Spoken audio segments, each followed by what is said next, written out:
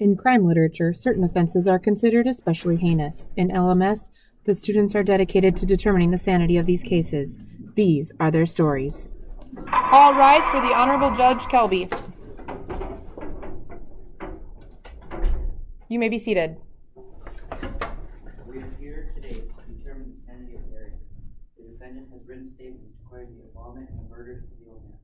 But our purpose today is to determine the defendant's sanity and sentence. Jury, your job today is to listen carefully to the evidence provided by prosecution and defense, based only on their evidence and relevance, since it has to the legal definition of sanity.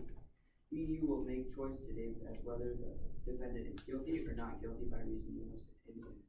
Do you understand? Okay then, we will start the prosecution opening statements. Counsel, you may begin.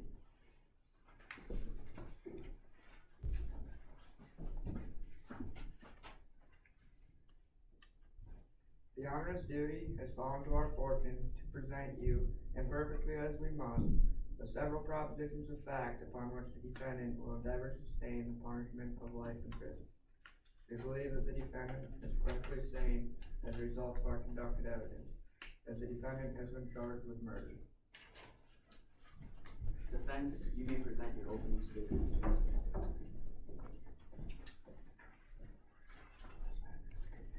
Good morning, ladies and gentlemen of the jury. We are here with you today to discuss the murder of a victim by Mayor Ader. A week before the night of the murder, Mr. Ader began watching him at midnight for hours at a time. This continued for 7 nights.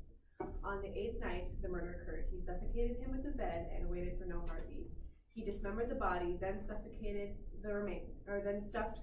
remains beneath the floorboards. He then proceeded to show pride in his deed.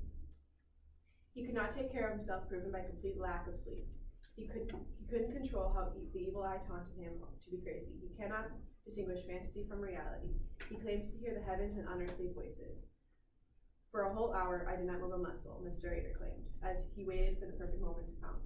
We believe that our defendant is not guilty due to reasoning of insanity.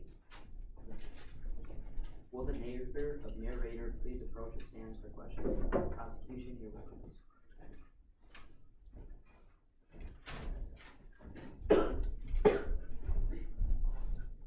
Has the narrator ever done anything out of the ordinary? No, not that I've noticed. Have you ever heard or seen any plans or ideas that the defendant has had on the old man?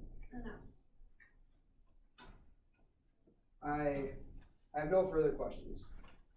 Defense, the witness is yours.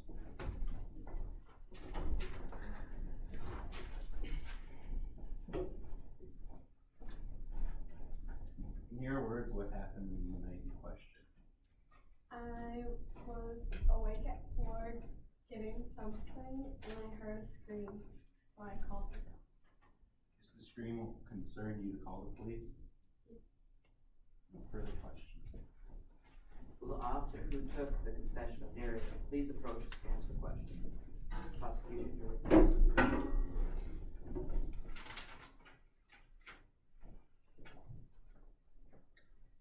Has the defendant ever been in any legal trouble before? I don't know. What made you believe everything he was saying? He was speaking calmly.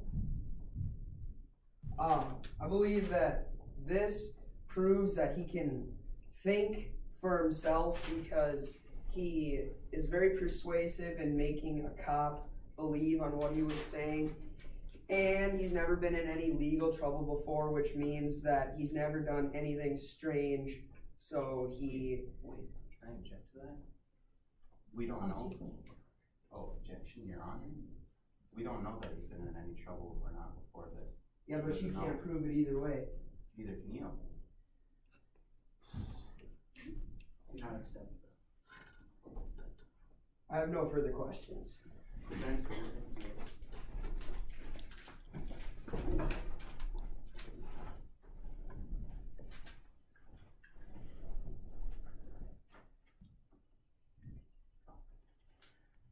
Upon entry of the premises, did Mr. Ader allow you to search around? Yes, he let me search the whole house, including the old man's room. What did Mr. Ader say, what was it? the shriek was from? He said it was from himself while having a nightmare.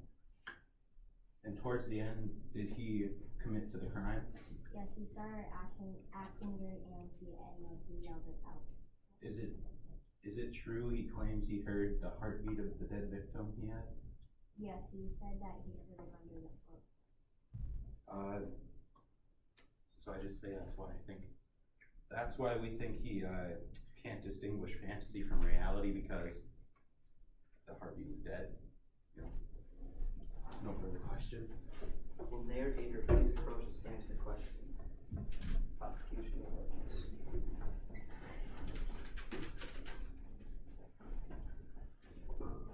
Is it true that you lived by yourself before the old man came?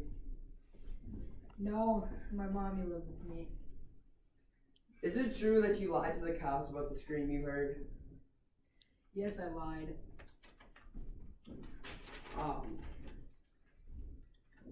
Were you even taking care of the old man while he was suffering from cataracts? What even are cataracts? It's the disease in your eye that makes it so you can't see out of one of your eyes. He had the eye of a vulture. Ain't no cataracts.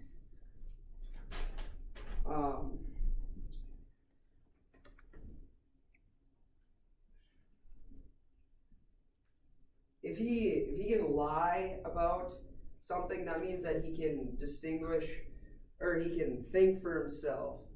And yeah, so if he can lie about something, then he knows the difference between truth and lies. No further questions. Defense, the witness is yours.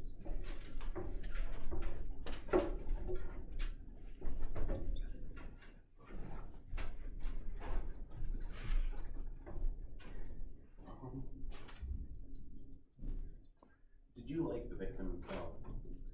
I liked him as a personality, but I hated his evil eye. Is it true you snuck into his room around midnight for 7 nights in a row? Actually, 8 to be exact. So, yeah, and then on the 8th night, I made noise on accident, I guess. I didn't really have control over my body, you see. It's like in a trance-like state. Is it true the only reason you committed this crime is because his eye was open, the one you disliked? Yes, that is true. Because of his evil eye, I didn't have any control over myself. I just had to do it. I had to suffocate him. Okay, well, there I have 2 reasons, I think, maybe. He's uncontrollable because, you know, as soon as he saw that eye open on the 8th night, he lunged for the man, killed him. And he can't manage his own affairs because lack of sleep for 7 nights in a row is bound to hurt you. No further questions. Now we hear the closing statements from each side. Prosecution, you first.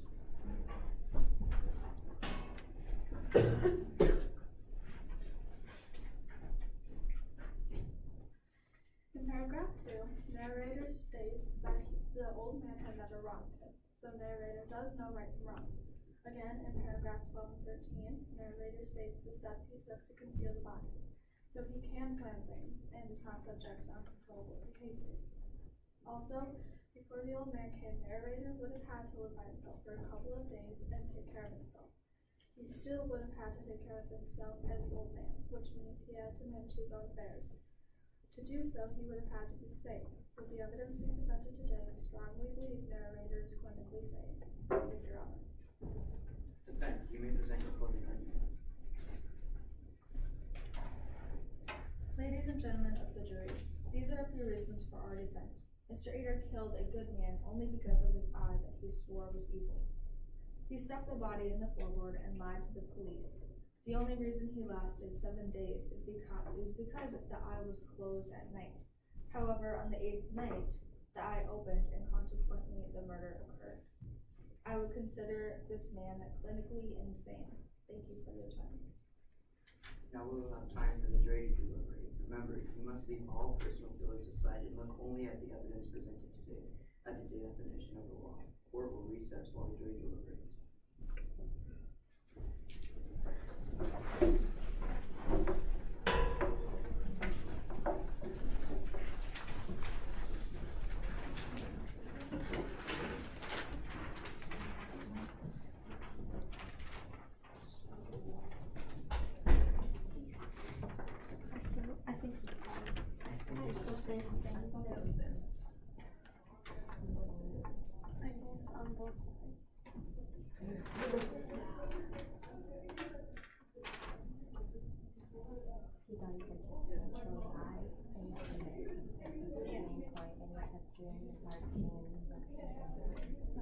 Well, when he confessed to the cops, he wasn't realizing his consequences either. And he was the one that killed the guy. And he knew how to be careful, like when he cut up the body and stuff. Cut it off in the tub so we could wash it. Yeah, and like when he was talking to the cops, he was super careful of what he was saying. So what does he say? I think so.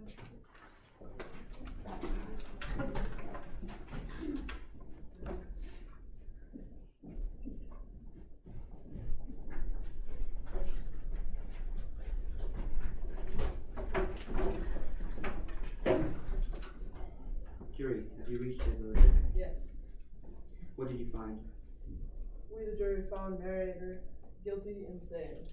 We recommend he be punished with the full extent of the law. Very well. The sentence will be held at a later date. Court is adjourned.